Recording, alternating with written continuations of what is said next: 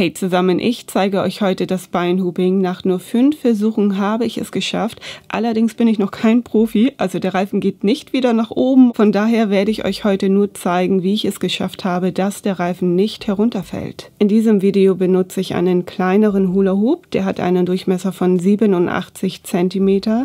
Da ich nicht so viel Platz in der Wohnung habe, geht das nicht anders heute. Normalerweise benutze ich den hier. Der hat einen Durchmesser von 100 cm und wiegt auch nur um die 650 Gramm. Am besten holt ihr eure alte Baumwoll-Leggings aus dem Kleiderschrank von H&M oder so, reicht völlig. Oder ihr zieht gar keine Leggings an.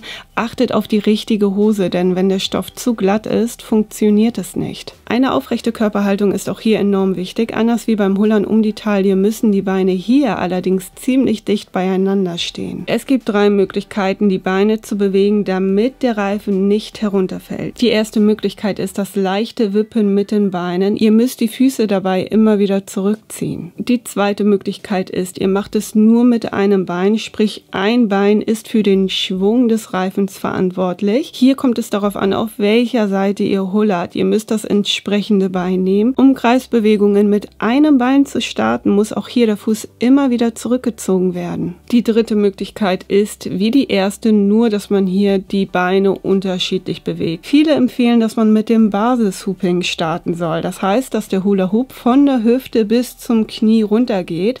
Das klappt aber nur dann, wenn man auch das Po-Hullern beherrscht. Außerdem muss man die Geschwindigkeit des Reifens beachten. Auf den Beinen braucht der Hula Hoop eine doppelte Beschleunigung als auf der Hüfte. Des Weiteren ändert man ja dann auch noch die Bewegung. Einige werden das sicherlich als einfach empfinden. Ich nicht. Ich habe so nicht angefangen. Also ich hatte da wirklich meine Probleme. Am Anfang ist man so fixiert darauf, dass der Reifen nicht herunterfällt. Am liebsten möchte man nach unten schauen und da ist der Fehler. Man verliert so die aufrechte Haltung, der Rücken krümmt sich und der Reifen fällt herunter. Der Blick sollte nicht nach unten gehen. Habt Vertrauen.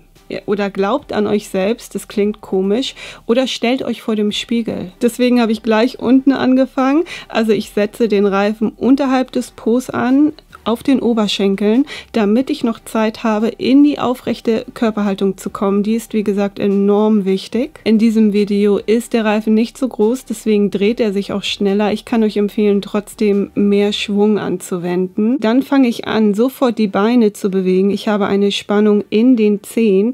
Der Reifen wird auf dem erhöhten Knie getragen. Für Schwung sorge ich, wenn der Reifen an der Vorderseite vorbeigeführt wird.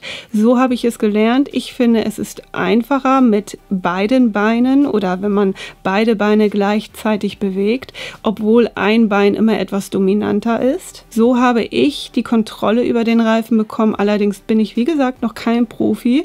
Also ich muss mich da auch noch etwas ausprobieren und vielleicht ändert sich ja auch noch meine Methode, wer weiß. Als ich den Dreh raus hatte, ging es von oben nach unten auch automatisch. Da musste ich nicht lange nachdenken. Wie gesagt, ich fand es einfacher, unten anzufangen als auf der Hüfte. Aber da ist jeder auch anders. Legt immer wieder eine Pause ein. Also ich hatte nach dem ersten Mal blaue Flecken, obwohl ich dachte, ach, das tut ja gar nicht so weh oder da kommt nichts. Und mir ist der Reifen auch ein paar Mal auf die Kniescheibe gefallen.